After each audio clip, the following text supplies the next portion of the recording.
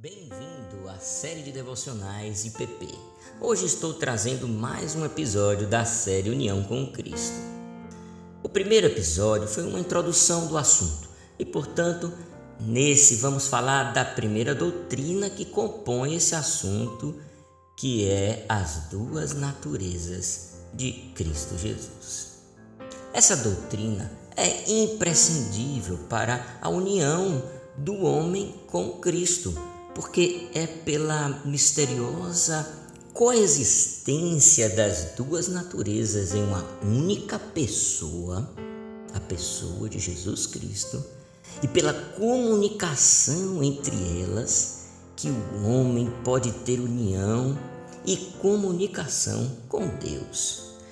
Mesmo que a efetivação dela pela encarnação só aconteça no Novo Testamento, mas todo esse plano de mediação foi feito antes da fundação do mundo.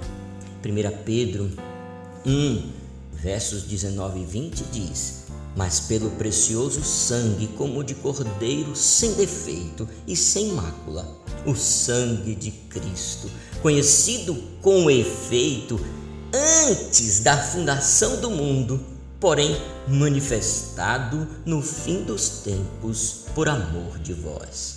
Pela palavra sangue aqui está se referindo ao plano de mediação pelo qual a segunda pessoa da Trindade teve que assumir a natureza humana, passando a coexistir em duas naturezas. Vamos tentar tornar mais compreensível essa maravilhosa doutrina. Deus, em seu ser e infinitudes, não pode ser compreensível ao homem. Nem existem elementos que a cognição do homem possa captar e processar para entender alguma coisa. Tudo em Deus é infinito em grau tão elevados que o homem jamais chegaria a alcançar. Sem contar que não existe sentidos carnais em Deus, como audição, olfato ou tato. Calvino disse nas Institutas, abre aspas, ora, por certo que sua infinitude nos deve aterrar para que não tentemos medir com nossos sentidos. A Escritura lhe atribui boca, ouvidos, olhos, mãos e pés, para conseguir nos alcançar, falando conosco como que a balbuciar, como as amas costumam fazer com as crianças. Por isso, formas de expressão como essas não exprimem de maneira clara e precisa o que Deus é. Fecha aspas.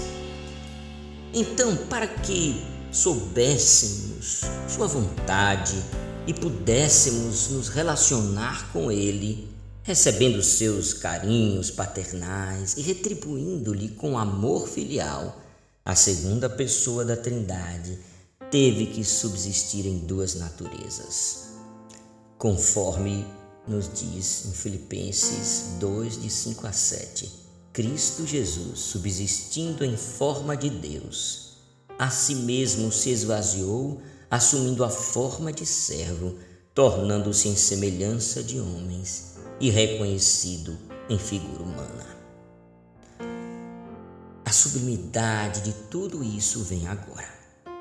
Se Cristo, que é Deus e homem, tem as excelências da divindade e pela redenção está unido ao crente, então o crente também terá essas excelências. Essa união custou a responsabilidade legal de Cristo pela culpa do crente. E a excelência nisso é que por essa causa Deus olha para o homem e fica satisfeito em sua justiça. Oh, como nós precisamos enxergar a glória de ter Deus olhando para nós e ficando satisfeito por ter tudo que a sua justiça requeria por pagamento da pena, totalmente paga. Colossenses 2,14 diz: tendo cancelado o escrito de dívida que era contra nós e que constava de ordenanças, o qual nos era prejudicial, removeu inteiramente, encravando na cruz. Oh, que gloriosa bênção essa! Mas temos mais excelências. Aqui há uma relação, eu falei a primeira. Unidade nas experiências dessa vida. Que coisa gloriosa esta excelência. Veja que maravilha é estar unido a Cristo. Strong diz sobre isso. A união com Cristo traz uma comunhão de Cristo com o crente. Cristo toma parte em todos os trabalhos, tentações e sofrimentos de seu povo. Uma comunhão do crente com Cristo, de forma que toda a experiência de Cristo na terra seja em alguma medida reproduzida nele. Filipenses 4,13 diz: posso todas as coisas naquele que me fortalece. Isaías 63,9 também diz: em todas as suas aflições ele foi afligido. Hebreus 2,18 diz: visto que ele mesmo padeceu sendo tentado, pode socorrer os que são tentados. Oh, que textos gloriosos! Veja também 2 Coríntios 2,14 diz: graças a Deus que sempre nos conduz em triunfo em Cristo. A respeito disso ainda Strong diz: Cristo nos conduz em triunfo, mas seu triunfo é nosso.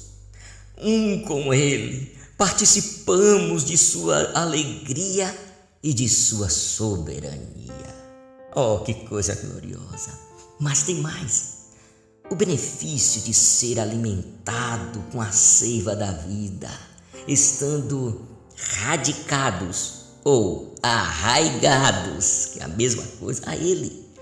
Colossenses 2, de 6 a 7, diz: ora, como recebestes Cristo Jesus, o Senhor, assim andai nele radicados e edificados e confirmados na fé, tal como fostes instruídos, crescendo em ações de graças.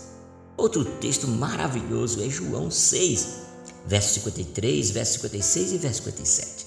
A não ser que comais a carne do Filho do Homem e bebais o seu sangue, não tendes vida em vós mesmos. Quem come a minha carne e bebe o meu sangue, permanece em mim e eu nele.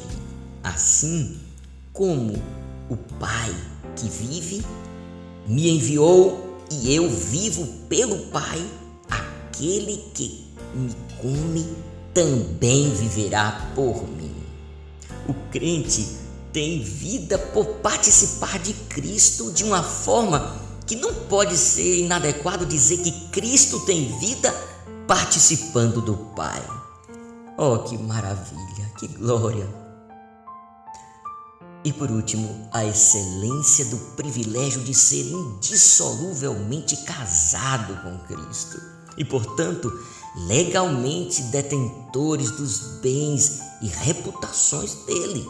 Romanos 7,4 diz: assim, meus irmãos, também vós morrestes relativamente à lei, por meio do corpo de Cristo, para que vos unais a outro, a saber, aquele que ressuscitou dentre os mortos, a fim de que frutifiquemos para Deus. Efésios 5, 31 e 32 diz: por isso, deixará o homem pai e mãe e apegar-se-á à sua mulher. Os dois se tornarão uma só carne. Este mistério é grande, mas eu falo a respeito de Cristo e da igreja. Meyer diz a respeito disso: Cristo deixa pai e mãe, que é estar à mão direita de Deus, e se une à igreja como sua esposa, os dois constituindo daí em diante uma pessoa moral. Que coisa gloriosa a respeito desta união. Concluindo, Vocês não sabem como foi difícil deixar de colocar textos tão gloriosos nessa devocional. Meus queridos, eu quero dizer com isso que a Bíblia está cheia, abarrotada de textos sobre a união com Cristo e a vantagem do homem nessa união. Diante disso, faça uma investigação e avalie se você está ciente disso e agindo de acordo com essa verdade. Se você identificar algum erro e corrigi-lo pela graça de Deus, você constatará a grandiosidade dessa doutrina para a vida do crente, tornando-o efetivamente distinto no mundo. Que Deus te abençoe com essa maravilhosa doutrina.